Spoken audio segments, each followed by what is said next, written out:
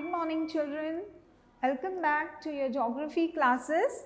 Okay, in the last class we have finished, we were doing with lesson number 3, humidity and clouds. Okay, so now we are going to continue. We had seen about absolute humidity and we had seen about relative humidity. Okay, now today we are going to see the formation of clouds, how absolute humidity and relative humidity, the moisture and humidity in the air is the reason for the formation of clouds and rains. So that is what we are going to see in today's class. Fine?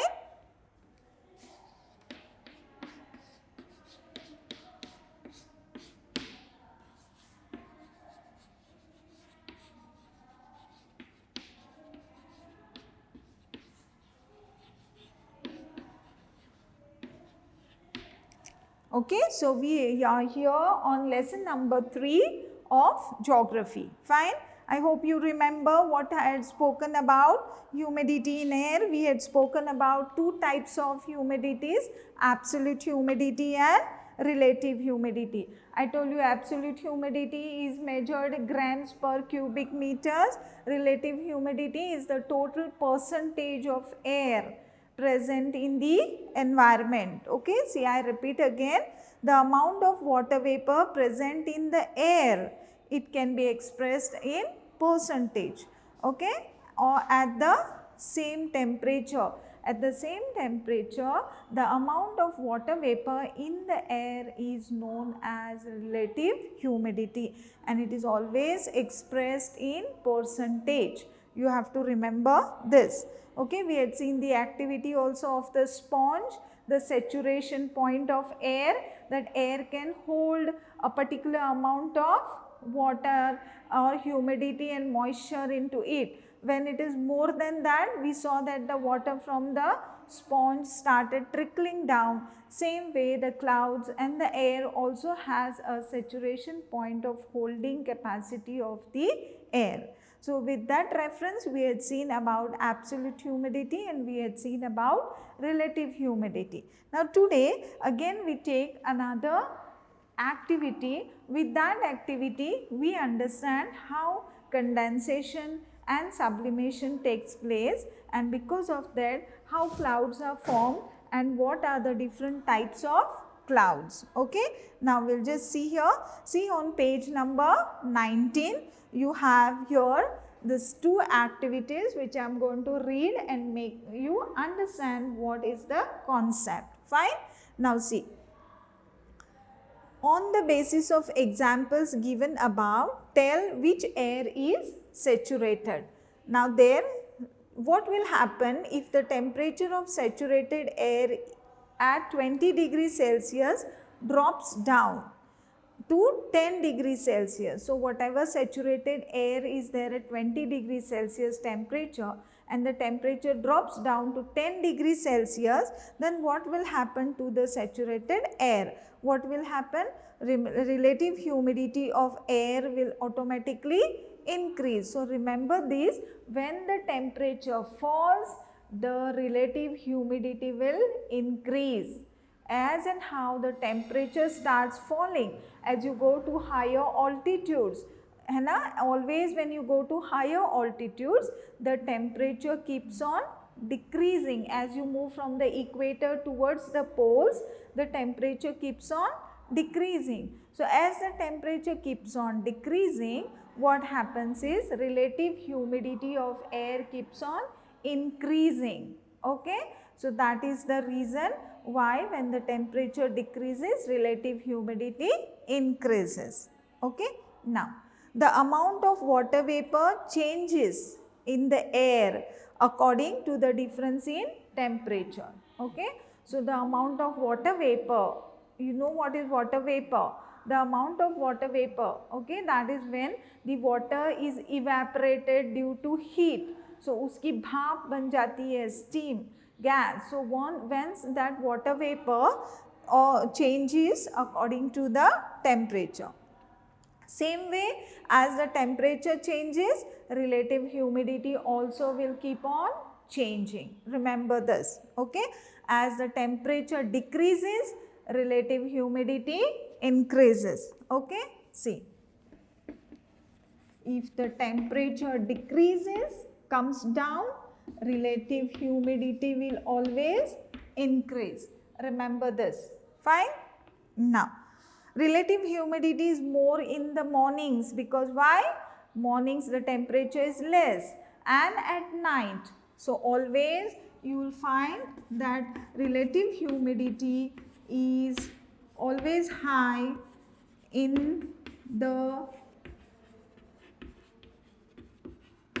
mornings and at night. Okay, suppose I ask you a question. RH means relative humidity. This arrow which symbolizes that the relative humidity is high, more. So, relative humidity is more in the morning and at night. Why?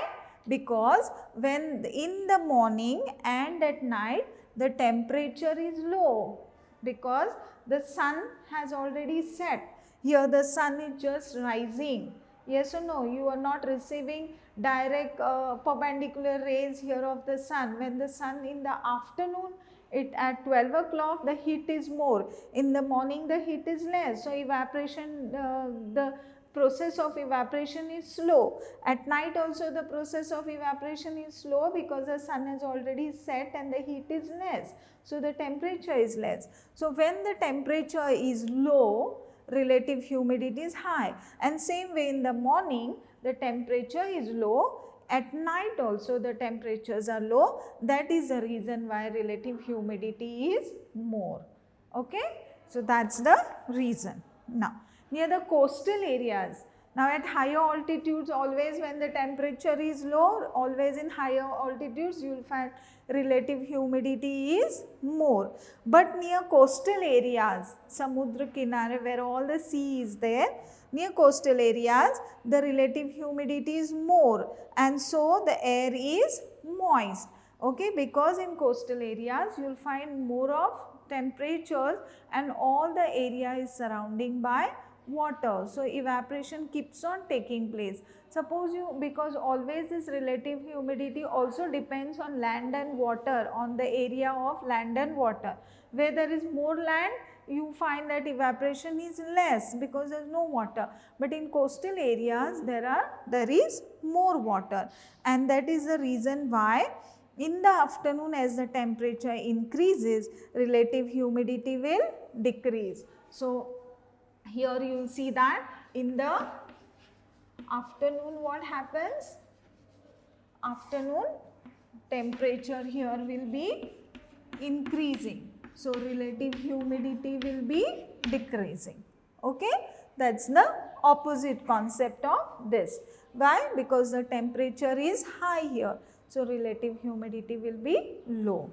Okay, but near coastal areas the relative humidity is more, and so the air is moist, and in desert areas the relative humidity is less.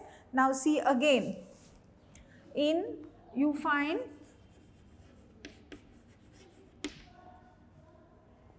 wait one second, I'll just wipe the board.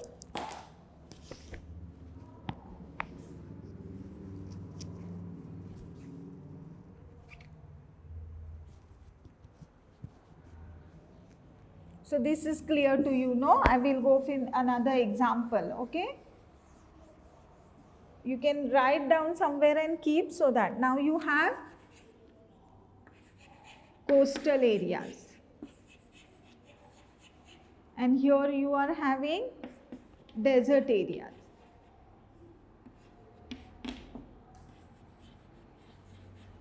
Now, in coastal areas what you will find? You will find more of water.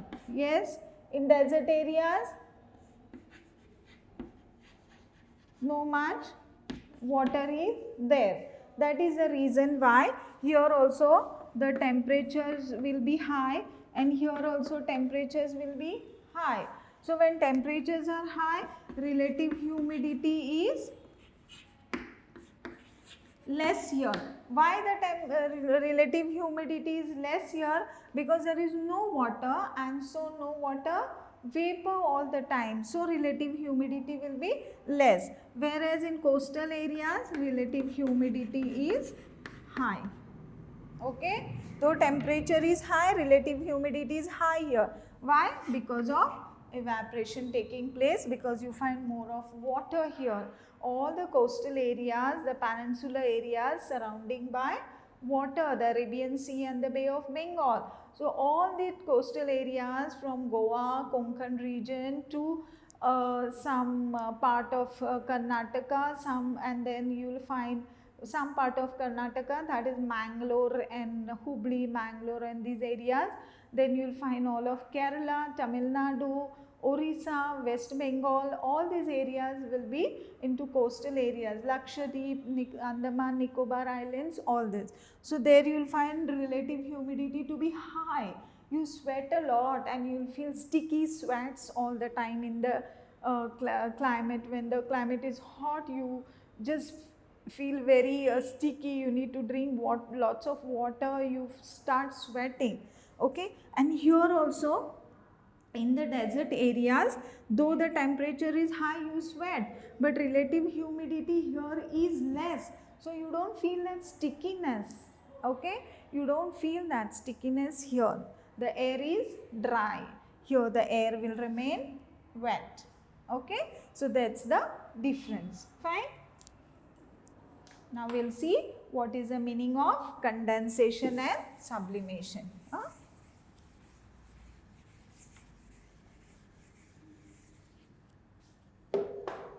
Now next we see what is condensation. And then you come to sublimation. Now due to all these things, the clouds are formed. You find droplets of water around. Why they are, how they are formed, we'll see. Okay, now there are some activities given to you in your book. We'll read that. You can see here a family wherein you find two students here, and you can say he is a sir doing some experiments there. See, the teacher make two groups of students in a class. The first group should do the following activity under the supervision of teachers carefully, because they are using a gas stove here. Take water in a pressure cooker as it is taken here. Take off the whistle. On top that whistle is there, you remove that whistle. Put the water, close the lid on the gas. Remove the whistle. Now the water starts getting heated, starts getting hot. That is, the water is heating up. So now heat the cooker, the water also starts heating. Since the lid is closed, what will happen with the water inside? It will start boiling, and you see vapor coming out from that whistle lid. See here, you can see. Now heat the cooker, then take a lid with an handle. So you take one more lid or एक ढक्कन जिसको handle है, and what you do, hold it over the cooker where the vapor is coming out. Okay, after the water starts boiling, hold the lid at a distance from where the steam is coming out. That water vapor, that's the steam that is coming out. When you hold it there, what will happen? The steam that is coming out from the cooker comes and settles on the lid. Okay, now this is outside. Here now there is no heat supplied to this. Gas is on for the cooker. All the steam is coming and settling over the lid. After some time, what will happen? This is cool now. The lid is cool. The cooker is hot and steam is coming. This lid which is there outside here, you can see. Yes, you can see, no, this lid here, it is cool because it is outside. Once the steam comes and settles here, what will happen? The temperature is low here. So the steam will become cool. When the steam becomes cool, it will change into water. That is a process of condensation. When the vapor, the steam turns cooler into water, when the steam becomes cool and it turns into water, that is known as condensation. So imagine how the clouds will be formed and rain is coming every day. You find rains now, we have rainy season. How it must be happening? Because of this process where all the water on the land is been evaporated. As it goes higher up, it is light in weight and steam goes up and up, the water vapor goes higher and higher, it will become cool, and as it goes up, it gets saturated there, and then later on it comes down back in the form of rains. Okay, they go up, they form clouds, and then they come back in the form of rains. You have studied this in your earlier classes, but here you are studying in a more deeper form. You have studied the rain cycle in the 5th standard in EVS, somewhere you have studied, but now you are understanding it in a more clear and more deeper form. Okay, so now we understood this activity. Now you see what you have observed, that the water changed into water vapor, that steam, and after it was heated, and this vapor then turned into water droplets when it touches the cooler lid. Okay, and we can see the water droplets which are deposited on the lid, and one drop by drop they are falling down. Okay, now there were two groups made. So another group has done another activity.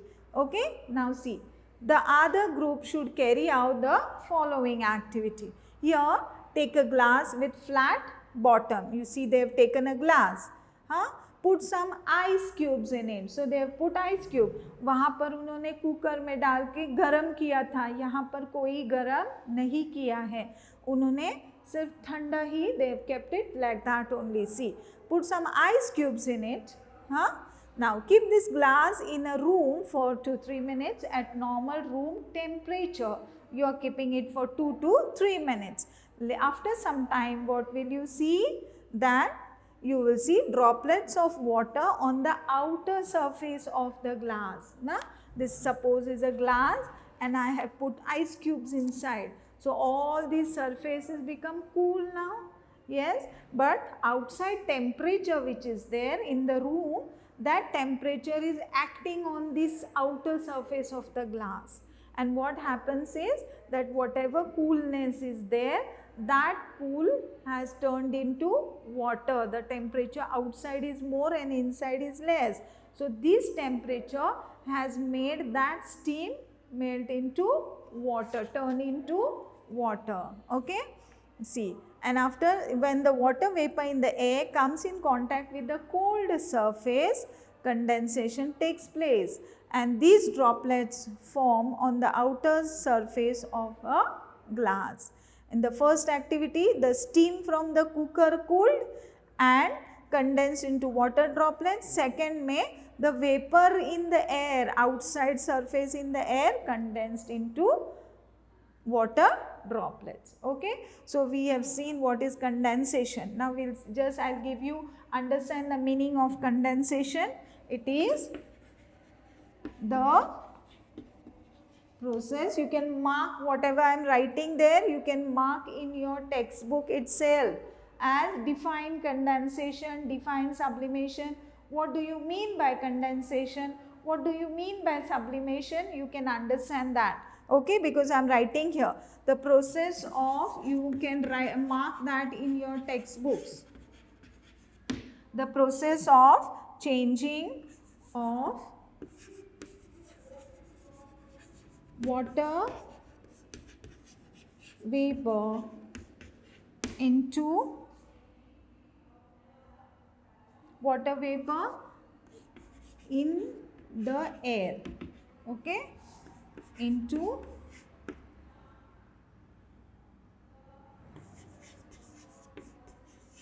water is called condensation. Another name for condensation, what is another name for condensation? You have densification. Okay, so another name for condensation is densification. Suppose we ask you a question, what is the meaning of densification? Densification means condensation, means the process of changing water vapor, the steam that is come out from the cooker. So from the water vapor in the air into water is called as condensation. Okay. So now you see what is sublimation. It is the process of water vapor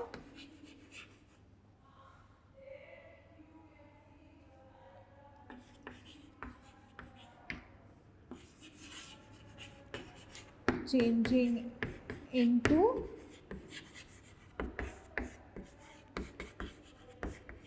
solid state. Now see the difference in both. It is again water vapor in the air, water ho gaya, changing into liquid state. Here sublimation, water vapor changes into solid state. Okay, that is whenever this vapor is there in the air, as it goes to higher altitude, it will turn into fog. When the temperatures are very low, it will turn into fog, it will turn into dew. These are the processes of sublimation when fog and dew is formed. And when rains are formed, it is happening due to condensation. Okay, so further we'll continue. Now I just read the paragraph with whatever I have taught you so that you can understand clearly. The process of changing of water vapor into the air into water is called as condensation. Another name is densification. Then you have sublimation. You see the process of vapor is water vapor is changing into solid state, that is called as sublimation. Now if the temperature of air reduces, temperature of the air has reduced, the vapor holding capacity also will reduce. Okay, because the vapor cannot be holded, temperature has become less, then the vapor also holding capacity will become less, and relative humidity of air becomes 100%. Vapor starts condensing because the temperature has become low. Whenever the temperature is low, all the steam is converted into water. So whenever the temperatures are low, what will happen? Vapor holding capacity also reduces. Relative humidity will become 100 and all the vapor is getting condensed, that is changing into water. Okay. At this time, the temperature of air should be at dew point where it is turning into water. It means that for condensation, temperature should always be low. That's why I told you na, here the steam is coming up, the temperature of that lid which they were holding on the steam that was coming from the cooker, because the temperature of the lid outside was cool, lid was cool, that is the reason it turned into water. Agar ye bhi garam hota, so it would have not turned into water. So first the temperature has to be cool, then only water vapor will turn into water. Okay. So it means that for condensation to take place, temperature should be low and relative humidity should be high.